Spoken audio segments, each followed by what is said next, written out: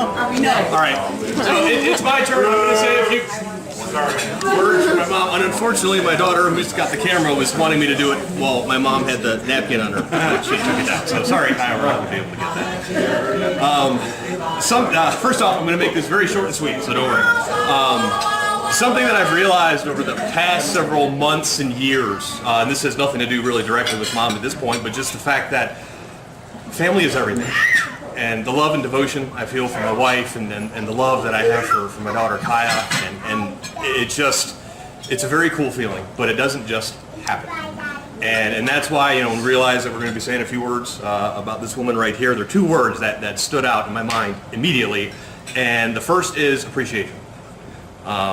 There's no way that the type of husband that I am, quiet Jamie, the type of father that I am, quiet guy, there's no way that I could be the man I am today without this woman, and I think it's absolutely true of John and the man he is and the family that he's raising, Adam and his amazing family, Greg, and with the exception of Alex. Alex, I'm talking, please. Thank you. I'm going to separate the two. But the appreciation for what you showed us growing up and just the constant love and the support, this kind of stuff just doesn't happen. It's because of what you've done. The other word is awe. I don't understand, and I'm never going to understand how you did what you did. I mean, the challenges that you had, everybody in life has challenges. Everybody in this room has challenges, but I've been thinking what you had to deal with, with what happened with my dad and just all the stuff, and having 4 sons on your own. We've got one. What's wrong with you? How did you do that?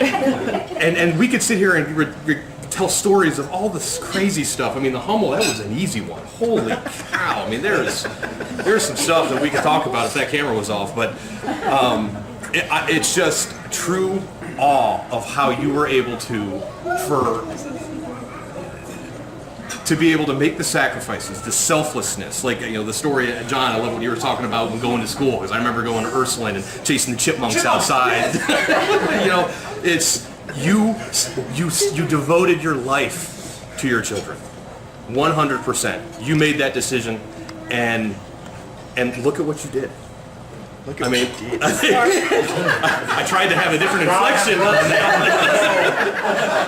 But I mean, and Grandma, we gave credit to Grandma. We're just getting started. And in another 10, 15, 20 years, you're going to be the one sitting in Grandma's chair and looking at just the fleet. I don't think she's letting go of the chair. But I'm so honored for you to be my mother, for me to refer to myself as your son.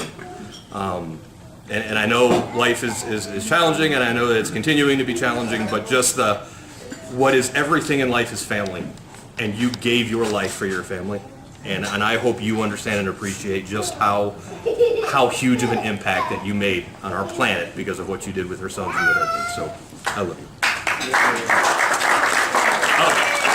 And I don't have a Bible quote. Instead, I'm going to quote Russell Crowe from Gladiator. What we do in life echoes in eternity. There you go. Give me some time. You find yourself alone riding a tree field. You already did. Already done. I was going to make it take 15 seconds, so I'm going to wait. You made my life normal. That's all.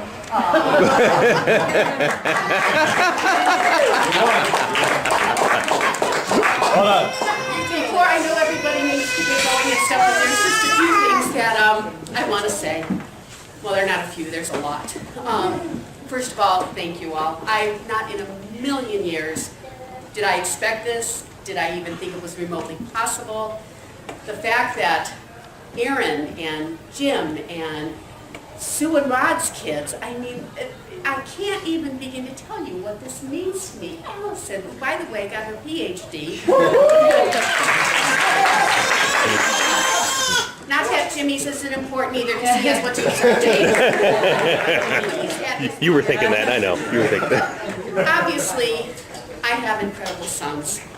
I don't know what I ever did other than being the daughter of this woman here. But we all know that Mom and Dad raised us through the church. That everything about our family growing up centered around church. It centered around God. It centered around midnight mass and Holy Saturdays and Good Fridays and goodness, all the different occasions, first communions, confirmations. We always had God, Christ as the center of our lives.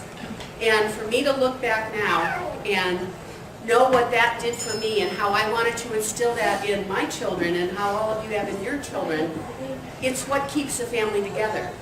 But more importantly, as my boys have sung my praises, which I don't deserve, because the people who really brought you up and made you the men that you are in this room. Tom Hart, my brother Mike, Rich, were all such examples of strong men in their lives when it was hard sometimes, there's no doubt, being alone. And I was always afraid that my boys would be the ones that people would single out as the product of divorce, and that was not going to happen. And so when Tom would take them to the creek or just bring them over and show them how he built things. When my brother Mike, one of Andrew's fondest memories was going over to my brother's with Deb and making pretzels and coming home and telling me how much he loved that. It was like a family. To Rich, who has always been there for my boys, always, as a friend, as a father, as a confidant, as a financial loaner.